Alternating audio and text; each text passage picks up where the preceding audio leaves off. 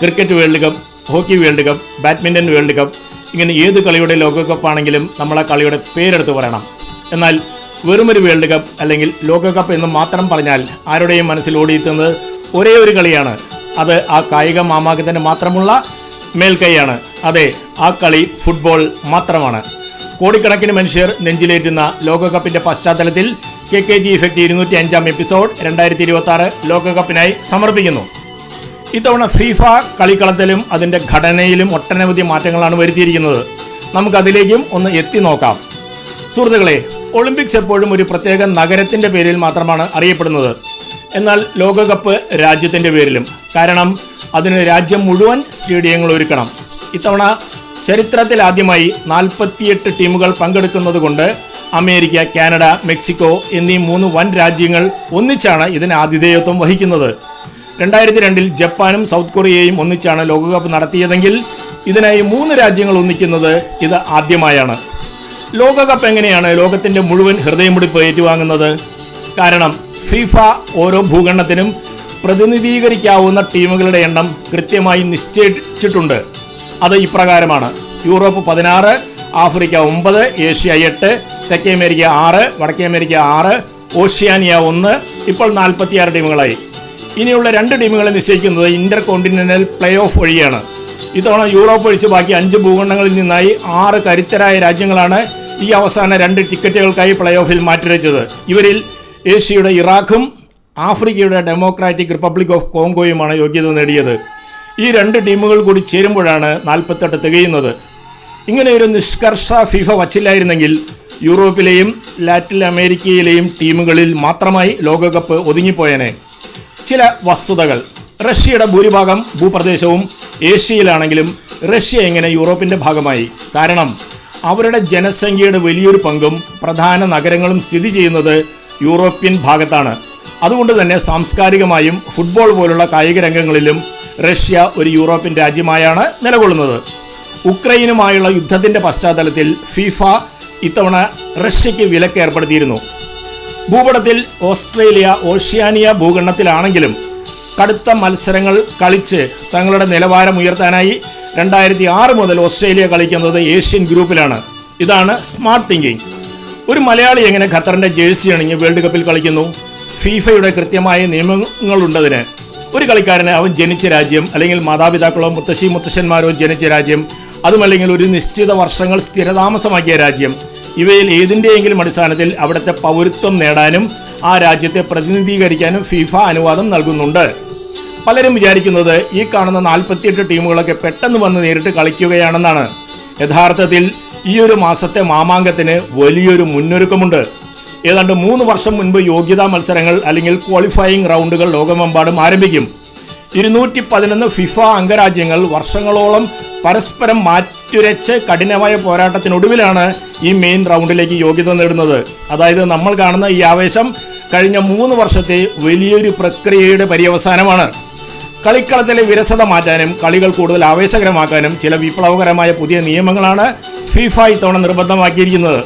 അതിലേറ്റവും പ്രധാനപ്പെട്ടതാണ് time wasting അല്ലെങ്കിൽ സമയം കളയുന്നതിനെതിരെയുള്ള നിയമാവലി. പന്ത് പുറത്തു പോകുമ്പോൾ റഫറി കൗണ്ട് ഡൗൺ ആരംഭിക്കും. ഫിഫ നിഷ്കർഷിച്ച ആ നിശ്ചിത സെക്കൻഡുകൾക്കുള്ളിൽ കളി പുനരാരംഭിച്ചില്ലെങ്കിൽ കടുത്ത ശിക്ഷയാണ്. ഉദാഹരണത്തിന് ത്രോയിൻ എടുക്കാൻ വൈകിയാൽ പന്ത് എതിർ ടീമിന് കൊടുക്കും. ഇനി ഗോൾ കിക്ക് എടുക്കാൻ അനാവശ്യമായി സമയം കളഞ്ഞാൽ എതിർ ടീമിന് നേരിട്ട് കോർണർ കിക്ക് അനുവദിക്കും. തീർന്നില്ല, ഗോൾ കീപ്പർക്ക് പന്ത് കയ്യിൽ വയ്ക്കാൻ പരമാവധി 8 സെക്കൻഡ് മാത്രമേ അനുവാദമുള്ളൂ. അതുപോലെ തന്നെയാണ് കളിക്കാരെ മാറ്റുന്ന സബ്സ്റ്റിറ്റ്യൂഷൻ സമയത്തെ നിബന്ധന.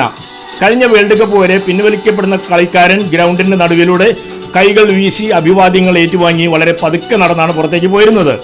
എന്നാൽ പുതിയ നിയമപ്രകാരം ഔദ്യോഗികമായി പിൻവലിക്കപ്പെട്ടാൽ വെറും 10 സെക്കൻഡിനുള്ളിൽ താൻ നിൽക്കുന്ന സ്ഥലത്തിന് ഏറ്റവും അടുത്തുള്ള ബൗണ്ടറി ലൈനിലൂടെ പുറത്തേക്ക് പോകണം. ഇതിൽ വീഴ്ച വരുത്തിയാൽ കടുത്ത അച്ചടക്ക നടപടിയുണ്ടാകും. ഇതിനെല്ലാം പുറമെ റഫറിയുടെ തീരുമാനത്തിൽ പ്രതിഷേധിച്ച് ഏതെങ്കിലും കളിക്കാരനോ ഒഫീഷ്യലോ മൈതാനം വിട്ടുപോയാൽ അവർക്ക് നേരിട്ട് റെഡ് കാർഡ് നൽകും. കളി നിർത്തിപ്പോകുന്ന ടീമുകൾക്ക് കനത്ത പിഴയും തോൽവിയുമായിരിക്കും ഫലം. കളിക്കളത്തിൽ കൃത്രിമമായി സമയം പാഴാക്കുന്ന രീതിക്ക് ഇതോടെ അവസാനമായി. ഓരോ ഹാഫിനിടയിലും കളി താൽക്കാലികമായി നിർത്തി വെള്ളം കുടിക്കാനുള്ള ഹൈഡ്രേഷൻ ബ്രേക്കും ഇത്തവണ നിർബന്ധമാക്കിയിട്ടുണ്ട്. ഈ മാറ്റങ്ങൾ യഥാർത്ഥ കളി സമയം കൂട്ടുന്നതോടൊപ്പം രണ്ട് ഹാഫുകളുടെയും അവസാന നിമിഷങ്ങളിൽ കണ്ടിരുന്ന കളിക്കാരുടെ തളർച്ചയും ഇല്ലാതാക്കി. ഫലമോ മത്സരങ്ങൾ കൂടുതൽ ആവേശഭരിതമാകുകയും ഗോളുകളുടെ എണ്ണം കൂടുകയും ചെയ്തു. 4 ടീമുകൾ വീതമുള്ള 12 ഗ്രൂപ്പുകളായി തിരിഞ്ഞാണ് ലോകകപ്പിലെ ആദ്യഘട്ട പോരാട്ടങ്ങൾ. ജയത്തിന് 3 പോയിന്റും സമനിലയ്ക്ക് 1 പോയിന്റും തോൽവിക്ക് 0 പോയിന്റുമാണ് ലഭിക്കുക.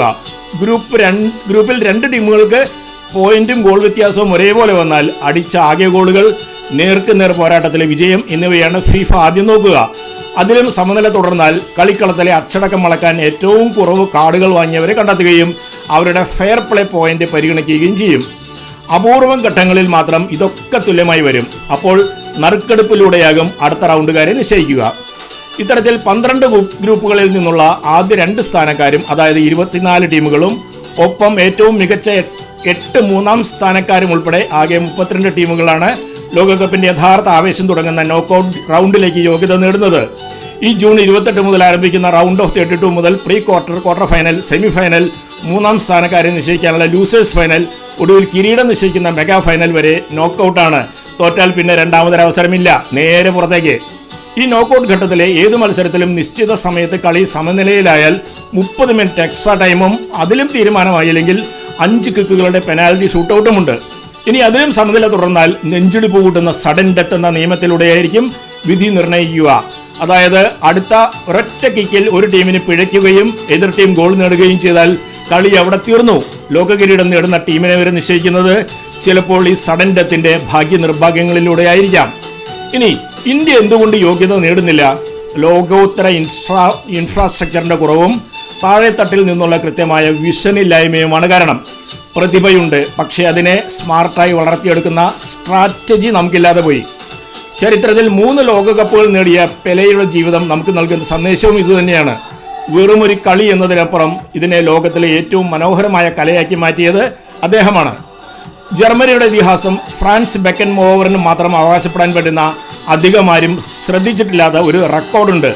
4 തവണ ജേതാവായ ജർമ്മനിയുടെ കളിക്കാരനായും ക്യാപ്റ്റനായും കോച്ചായും മാനേജരായും ഒരുപോലെ തിളങ്ങിയ വ്യക്തിയാണ് അദ്ദേഹം. ദി എംപറർ അഥവാ ചക്രവർത്തി എന്നായിരുന്നു അദ്ദേഹത്തിന്റെ ചെല്ലപ്പേര്. ലോകകപ്പ് ചരിത്രത്തിലെ ഏറ്റവും ദുഃഖകരമായ സംഭവം 1994 ഫുട്ബോൾ ദൈവം ഡീഗോ മാറഡോണയുടെ പതനമാണ്. മാറഡോണയുടെ ശരീരത്തിൽ എഫെഡ്രിൻ എന്ന നിരോധിത ഉത്തേജക മരുന്നിന്റെ സാന്നിധ്യം കണ്ടെത്തി. അതോടെ 1994 ലോകകപ്പിന്റെ പാതി വഴിയിൽ വെച്ച് ഫിഫ അദ്ദേഹത്തെ അയോഗ്യനാക്കി ടൂർണമെന്റിൽ നിന്ന് പുറത്താക്കി. മാറഡോണയുടെ പതനം ടീമിന് ആത്മവിശ്വാസം തകർത്തു. മാറഡോണ ഇല്ലാതെ എങ്ങനെയോ പ്രീ ക്വാർട്ടറിലെത്തിയ അർജന്റീന റൊമേനിയയോട് ദയനീയമായി തോറ്റു മടങ്ങി. രണ്ടാമത്തെ കറുത്ത അധ്യായം ഫ്രഞ്ച് ഡിക്ഷണറിയിൽ കുഡിബൂൾ എന്ന വാക്ക് എഴുതി ചേർത്തതാണ്. തലകൊണ്ട് ആഞ്ഞടിക്കുക എന്നാണ് ഇതിന്റെ അർത്ഥം. ജൂലൈ 9, 2006 ഫ്രാൻസും ഇറ്റലിയും ഫൈനൽ കളിക്കുന്നു. എക്സ്ട്രാ ടൈമിലേക്ക് കടന്ന മത്സരത്തിൽ 110-ാം മിനിറ്റിൽ ഫ്രാൻസ് ക്യാപ്റ്റൻ സിനദിൻ സിദാൻ ഇറ്റലിയുടെ മാർക്കോ മാറ്ററാസിയുടെ നെഞ്ചിൽ തലകൊണ്ട് ആഞ്ഞടിക്കുന്നു. റെഡ് കാർഡ് വാങ്ങി പുറത്തേക്ക്. മാറ്ററാസി കുടുംബത്തെ അധിക്ഷേപിച്ചപ്പോഴാണ് സിദാൻ അത് ചെയ്തത്. കളിയിൽ ഫ്രാൻസ് തോൽക്കുന്നു, ഇറ്റലി ജേതാവാകുന്നു. ഫുട്ബോളിൽ നിന്നും നമുക്ക് ജീവിതത്തിലേക്ക് എടുക്കാവുന്ന ഒരുപാട് കാര്യങ്ങളുണ്ട്. അതിലൊന്ന്, ജീവിതത്തിലായാലും കളിക്കളത്തിലായാലും നിങ്ങൾ എത്ര വലിയ പ്രതിഭയാണെങ്കിലും ഒറ്റയ്ക്ക് ജയിക്കാൻ കഴിയില്ല. അവിടെ പരസ്പര വിശ്വാസവും ടീം വർക്കും വേണം, കൃത്യമായ പ്ലാനിങ്ങും വേണം. ഞാൻ വലിയവനാണെന്ന് കരുതി പാസ് കൊടുക്കാതെ കളിച്ചാൽ കളിയിലും തോക്കും, ജീവിതത്തിലും പതറും. ലോകകപ്പ് അതിന്റെ ഏറ്റവും ആവേശകരമായ നോക്കൌട്ട് ഘട്ടത്തിലേക്ക് കടക്കുകയാണ്. ഈ സുന്ദരമായ കളിക്കാലത്തിന്റെ എല്ലാവിധ ആവേശവും ഞാൻ നിങ്ങൾക്കായി നേരുന്നു. ഒപ്പം നിങ്ങളുടെ പ്രിയപ്പെട്ട ടീമിന് വിജയങ്ങളും ആശംസിക്കുന്നു. സുഹൃത്തുക്കളെ, തന്ത്രങ്ങൾ സ്മാർട്ടാവണം, ചിന്തകൾ വേഗതയേറിയതാവണം, മുന്നേറ്റം ഒരുമിച്ചാവണം. അപ്പോഴാണ് കളി മാറുക, ജീവിതം വിജയിക്കുക. തോൽക്കാൻ മനസ്സില്ലാത്തവർക്കായി ഈ ലോകകപ്പ് നാളുകളിൽ ബൈ ഫ്രം നിങ്ങളുടെ KKG.